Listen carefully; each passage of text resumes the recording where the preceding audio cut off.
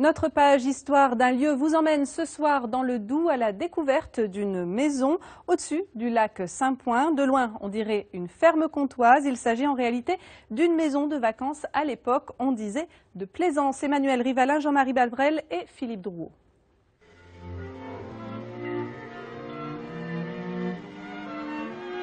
Cette maison aurait pu disparaître du paysage au début des années 70, balayée par un important projet immobilier. Heureusement, il n'en a rien été. Aujourd'hui, la demeure est même inscrite aux monuments historiques, de la cave au grenier. C'est un site, un lieu mal connu des Francs-Comtois, pourtant ouvert à la visite toute l'année.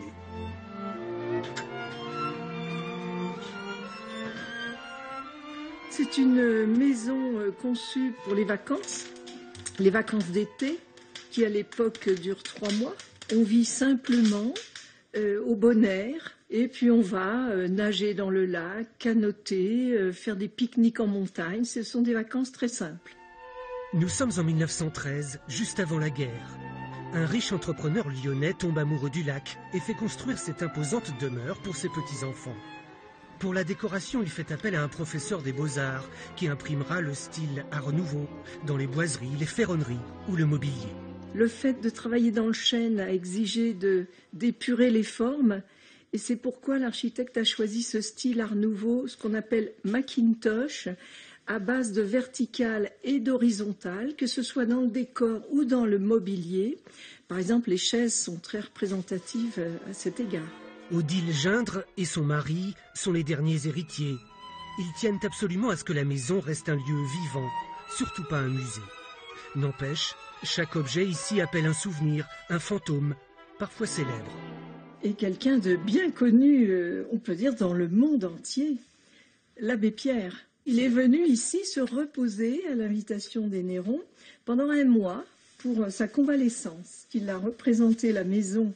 Il était un artiste amateur tout à fait, déjà à 17 ans, assez compétent, puisqu'on voit qu'il représente à la gouache la maison de Montaulevé.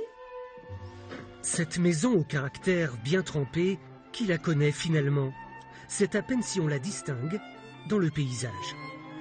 Et les 2 façades est et ouest sont tout à fait sur le modèle de la ferme comtoise. Ça s'inscrit bien dans l'architecture locale.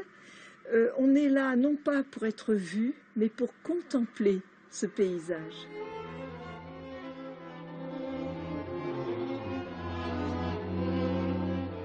Nous sommes ici dans les dépendances où sont exposés des objets liés à l'aventure industrielle menée par le patron de la maison.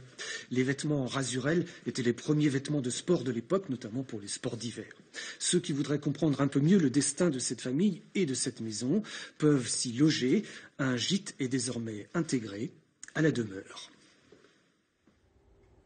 Une maison de style Art Nouveau, c'est assez original en Franche-Comté. C'est peut-être même la seule dans notre région. La demeure est inscrite aux monuments historiques depuis quelques années seulement. Écoutez le conservateur régional des monuments historiques.